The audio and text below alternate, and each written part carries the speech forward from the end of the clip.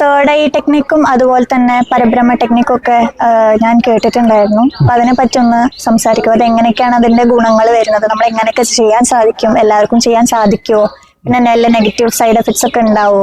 അപ്പൊ അതിനെ പറ്റിയൊക്കെ ഒന്ന് സംസാരിക്കാമോ?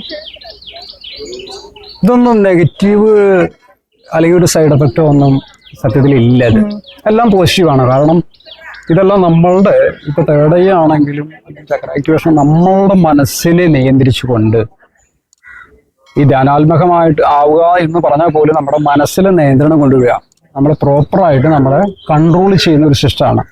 അപ്പൊ തേർഡ് ഐയിലും അത് തന്നെയാണ് വരുന്നത്. തേർഡ് ഐയിൽ നമ്മുടെ ഒരു പ്രത്യേക സ്ഥാനത്ത് ചെയ്യുന്ന പല ആൾക്കാരും തേർഡ് ഐ ചെയ്തു കൊടുക്കുന്നുണ്ട്.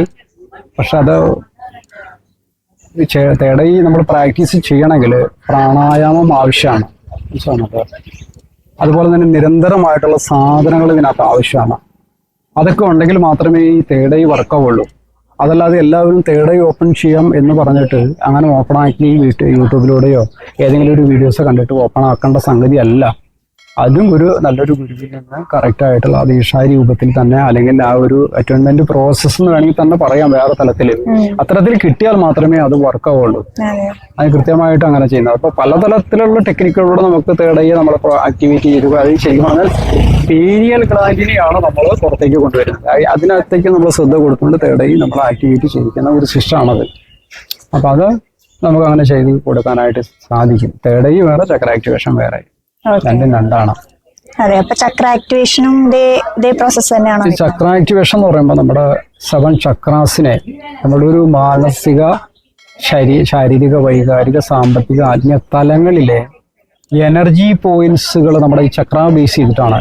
7 ചക്രാസ് എന്ന് പറയുന്നത് 7 ചക്രാസ് സാധാരണ എടുക്കുന്നുണ്ടെങ്കിലും 72,000-ലധികം നാഡി ചാനലുണ്ട്. അതേപോലെ തന്നെ അത്രയും തന്നെ നമ്മുടെ ചക്രാസ്, ഉപചക്രകളൊക്കെയാന്ന് പറഞ്ഞാൽ അത്രയും തരത്തില് ചക്രാസ് നമ്മൾ വരുന്നുണ്ടെന്ന് പറയും നമ്മൾ. അതായത് ഈ 7 ചക്രകൾക്ക് പുറമെ ഒരുപാട് ചക്രാസ് നമുക്കുണ്ട്. അപ്പൊ ഈ ചക്രകളെ നമ്മൾ ആക്ടിവേറ്റ് ചെയ്ത് വെറുതെ ആക്ടിവേറ്റ് ചെയ്തിട്ട് കാര്യമില്ല. അതിനെ ബാലൻസ്ഡ് ആക്കണം, ബാലൻസ് ചെയ്യണം. ഒരു ചക്ര ഓവർ ആക്ടിവേറ്റഡ് ആയി കഴിഞ്ഞാൽ അതിൻ്റെതായിട്ടുള്ള ബുദ്ധിമുട്ടുകളും പ്രശ്നങ്ങളും ഉണ്ടാവും. അപ്പോൾ അത് താഴെ കിട്ടും. അതാണത്. സമ്പൂർണ്ണ ജാതകം, പ്രശ്നപരിഹാരങ്ങളോട് കൂടിയ സമ്പൂർണ്ണ ജാതകം നിങ്ങളുടെ കൈകളിൽ ലഭിക്കുന്നതിന് താഴെ കാണുന്ന നമ്പറിൽ ബന്ധപ്പെടുക. ജ്യോതിഷവുമായി ബന്ധപ്പെട്ട എല്ലാ വിശേഷങ്ങളും അറിയുന്നതിനായി നവഭാരത് ജ്യോതിഷം ചാനൽ സബ്സ്ക്രൈബ് ചെയ്യുക.